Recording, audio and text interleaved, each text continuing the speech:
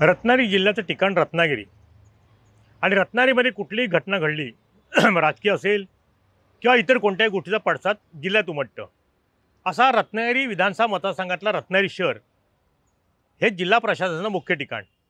मग ह्या ठिकाणी जिल्हाधिकाऱ्याच्या आवारात किंवा बाहेर आंदोलन असतील, मोर्चे असतील, उपोषण असतील, ह्या ज्याही गोष्टी घडतात किंवा एखाद्याने राजकीय प्रतिक्रिया दिली तर त्याचे पडसाद जिल्ह्यात उमटतात. असा रत्नागिरी विधानसभा मतदारसंघ ज्याच्यामध्ये रत्नागिरी शहर वसलेलं आहे. ते गेल्या 40-45 वर्षाचा रत्नागिरी विधानसभा मतदारसंघाचं राजकीय मागोवा घ्यायचा म्हटला तर ह्या ठिकाणी एकेकाळी काँग्रेसचा बालेकिल्ला होता, काँग्रेसचं प्राबल्य होतं. या ठिकाणी कैलासवासी शामराव पेजे, कैलासवासी शिवाजीराव गोताड तसेच कैलासवासी शिवाजीराव जड्यार यांच्यासारखे अनेक आमदार या मतदारसंघातून निवडून गेले. मग त्यानंतर कुसुमताई अभ्यंकर असतील, त्यानंतर माजी आमदार बाळ माने असतील, असे अनेक आमदार या मतदारसंघातून निवडून गेले. पण ह्याच्यामध्ये रत्नागिरी विधानसभा मतदारसंघात एक काँग्रेसमध्ये एक बंडखोरी झाली. त्या गोष्टीची आठवण आजही नेहमी बंडखोरीच्या वेळेला चर्चिली जाते. ती बंडखोरी नेमकी काय होती तर कैलासवासी कुमार शेटे हे पंचायत समितीचे सभापती होते आणि त्यांना काँग्रेसकडनं अधिकृत उमेदवारी मिळेल असं सर्वत्र बोललं जात असतानाच कैलासवासी माजी नगराध्यक्ष रवींद्र सुर्वे हे नगराध्यक्ष होते आणि या दोघेही तिकिटाकरता इच्छुक होते. आणि अखेरच्या क्षणी कुमार शेटे यांना उमेदवारी मिळाली असं जवळपास निश्चित झालं असताना दिल्लीतून मुंबईत विमानातून प्रवास करताना एका राजकीय नेत्याने कुमार शेटे तिकीट कापलं आणि ती उमेदवारी माजी नगराध्यक्ष रवींद्र सुर्वे यांना दिली गेली. त्या नाराजीतून कुमार शेटेंनी बंडखोरी केली आणि त्याचा फायदा भाजपचे कैलासवासी आमदार शिवाजीराव गोताड यांना झाला. विशेष म्हणजे सांगायचं तर त्या निवडणुकीत अधिकृत उमेदवार कैलासवासी रवींद्र सुर्वे हे 3 नंबरवरती गेले तर बंडखोरी केलेले कैलासवासी कुमार शेट्टे हे 2 नंबरवरती राहिले. नंतरच्या काळामध्ये कैलासवासी कुसुमताई अभ्यंकर यांनी सुद्धा ह्या मतदारसंघाचं प्रतिनिधित्व केलं. त्यांनी पण विधानसभा मतदारसंघात काम करताना विधानसभेत आपला एक ठसा उमटवला. त्याच्यानंतरच्या काळामध्ये 1999 ते 2000च्या मध्ये माजी आमदार बाळ माने हे कार्यरत होते. पण 2004 नंतर आज तागत जवळ 2024 पर्यंत सुमारे 20 वर्ष या मतदारसंघावरती उदय सामंतांचं वर्चस्व राहिलं आहे.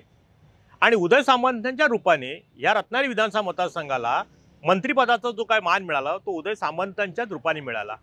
यापूर्वी ह्या मतदारसंघाला मंत्रिपदाचा मान मिळालेला नव्हता. आणि ही असली सगळी राजकीय पार्श्वभूमी पाहता अशा एकंदरीत राजकीय घडामोडी पाहता रत्नागिरी विधानसभा मतदारसंघ हा नेहमीच चर्चेला जात राहतो. कारण ह्या ठिकाणचे पडसाद, ह्या ठिकाणच्या राजकीय घडामोडी ह्या जिल्ह्यामध्ये उमटतात. आणि त्यामुळे आता येत्या काळामध्ये रत्नागिरी विधानसभा मतदारसंघाचं प्रतिनिधित्व करणारे राज्याचे उद्योगमंत्री उदय सामंत यांना 2004ला पहिली उमेदवारी मिळाली.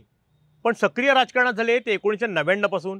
त्यानंतर झाले ते जिल्हा युवकचे अध्यक्ष, नंतर झाले प्रदेश युवक राष्ट्रवादी काँग्रेसचे अध्यक्ष. पण त्यांच्या राजकीय करणात येण्यापूर्वी असे काही चेहरे ह्या मतदारसंघात होते ते राजकारणात सक्रिय होते.